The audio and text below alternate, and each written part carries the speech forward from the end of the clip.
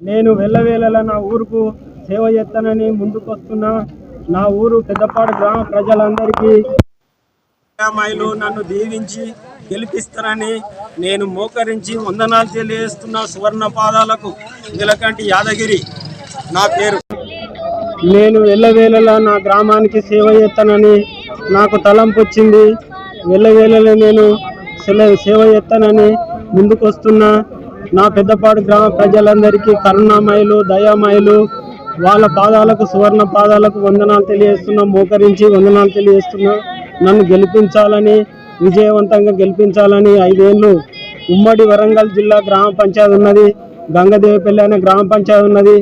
అదేవిధంగా ఆ గ్రామ పంచాయతీ లెక్క నా ఊరును కూడా అన్ని విధాల చెత్త మీద, నల్లాల మీద కమిటీలు వేయించి అందరినీ నేను ఒకవేళ గెలిచిన తర్వాత కులానికి 3 తీసుకొని కమిటీ వేసి వచ్చిన నిధులు ఏ రకంగా ఖర్చు పెట్టాలి, రానున్న నిధులకు కూడా కొట్లాడి నేను తెచ్చి చట్టసభలలో పాల్గొని నిధులను కొట్లాడి తెస్తానని నేను ప్రమాణం చేస్తున్నా. అదేగాక ఎజెండా అంశము 5 రోజుల ముందు ఎజెండా అంశం పంపాలి. సాధారణ సమావేశము, అత్యవసర సమావేశము ఉంటుంది. అదిగాక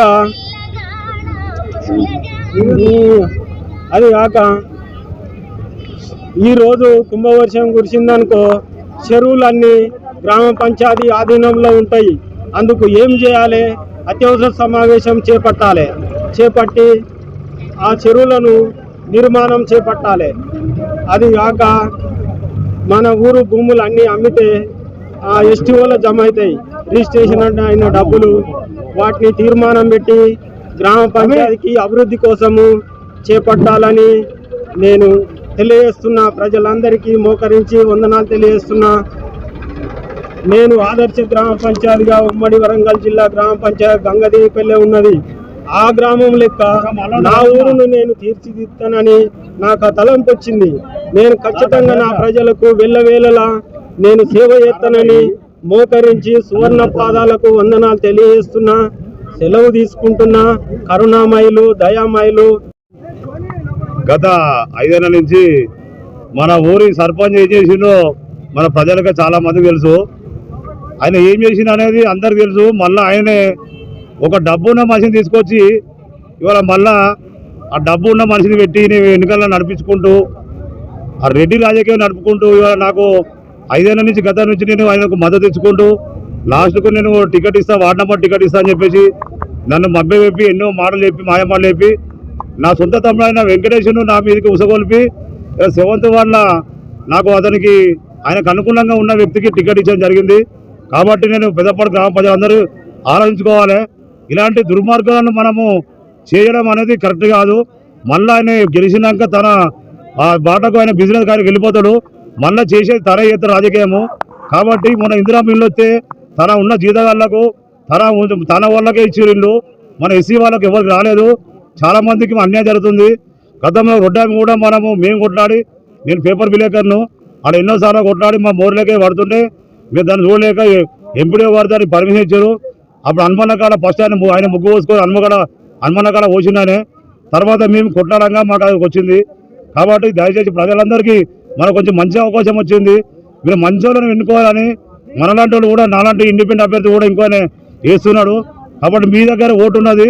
మళ్ళీ అదే రెడ్డి రాజకీయం కట్టకుండా అదే వాళ్లకు పెత్తనం వేయకుండా మంచి వాళ్ళని గెలిపించుకోవాలని పెద్దపల్లి ప్రజలను కోరుతున్నాను.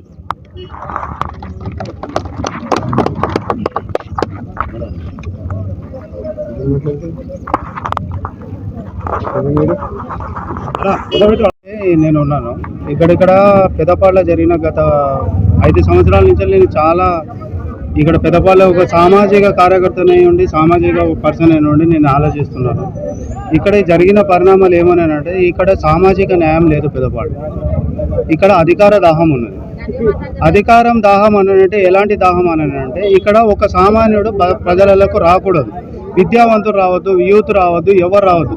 ఒకటి ఏందనంటే వీళ్ళ కబంధ హస్తాలల్లా పెద్దపాడు అనేది చిక్కుకు భయం ఉన్నది. దీన్ని ఎవరైతే రాతారో వాడిని ఆర్థికంగా వాడిని ఒక ప్రత్యేకంగా నష్టపరచాలి. ప్రతి ఒక్క కుటుంబాలు ఉన్నారు, అక్కలు ఉన్నారు, చెల్లెలు ఉన్నారు, ప్రతి ఒక్కరు ఉన్నారు, అమ్మలు ఉన్నారు. అందరూ కూడా ఇక్కడ జరిగే ఏమున్నదే అందరూ ఒక సామాజిక న్యాయం అనేది జరగదు. ఇక్కడ 70% ఉన్న బీసీల కంటే ఇక్కడ జరిగే పరిణామం ఉంది. ఉత్తరం దక్షిణం ఉత్తరం అందరం ఉన్నామని చెప్పి ఒక నలుగురు ఇక్కడ జరుగుతుంది. ఇక్కడ రాజకీయం ఎవరిని కూడా తొక్కడానికి ప్రయత్నిస్తారు. ఊరి భవిష్యత్తును ఎవరు ఆలోచించారు. కొంతసేపు మాకు అధికారం లేదు, పలానా వాడు వచ్చిండు, వాని ఇంకా మేము ఉండాలి, మేము నడిపేయాలి, అధికారం మాతోనే ఉండాలి. ఎవడైతే ఒక డమ్మీ క్యాండిడేట్ పెట్టా కుర్చీ మేము పెట్టాలి, అధికారం మేము సాధించాలి. అధికార దాహం ఉన్నన్ని రోజులు ఈ పెద్దపాటు డెవలప్ కాదు. ఎవడైతే నాలాంటి వాళ్ళు మాట్లాడితే వాని ఇంట్లో ఉప్పు లేదు పప్పు లేదంటే ఎవడు నాకు పెట్టాడు. నాకు ఇలా నా భార్య పరిస్థితి బాగాలంటే ఎవడు రాడు.